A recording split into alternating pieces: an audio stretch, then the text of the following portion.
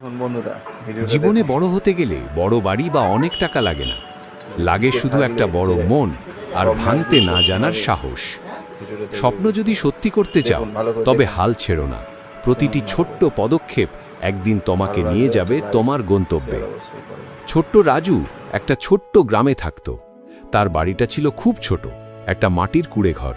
কিন্তু রাজুর মনটা ছিল অনেক বড়, আর তার চোখে ছিল অনেক স্বপ্ন। প্রতিদিন দূর থেকে রাজু দেখত বড় স্কুলের বাচ্চারা বই হাতে হাসি মুখে যাচ্ছে। কিন্তু রাজুরও কি সেই স্কুলে যাওয়ার স্বপ্ন একদিন পূরণ হবে? রাজুর স্কুলে যাওয়ার উপায় ছিল না। তাকে মায়ের সাথে কাজ করতে হতো। প্রতিদিন ফুল তুলে মালা গেঁথে বাজারে বিক্রি করত। একদিন প্রবল বৃষ্টিতে সব ফুল নষ্ট হয়ে গেল। রাজু ভীষণ মন খারাপ করল। মনে হলো তার স্বপ্ন হয়তো আর কোনোদিন পূরণ হবে না। কিন্তু তখনই মায়ের কথা মনে পড়ল, হাল ছেড়ো না রাজু, চেষ্টা করলে সব হয়। রাজু সিদ্ধান্ত নিল সে হাল ছাড়বে না। পরের দিন থেকে সে পুরনো খবরের কাগজ আর বোতল কুড়িয়ে বিক্রি করতে শুরু করল। কঠিন হলেও মন দিয়ে কাজ করল।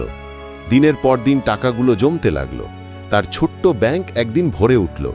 অবশেষে এক সকালে রাজু ব্যাংকটা ভেঙে দোকানে গিয়ে নতুন ব্যাগ, বই আর পেন্সিল কিনল।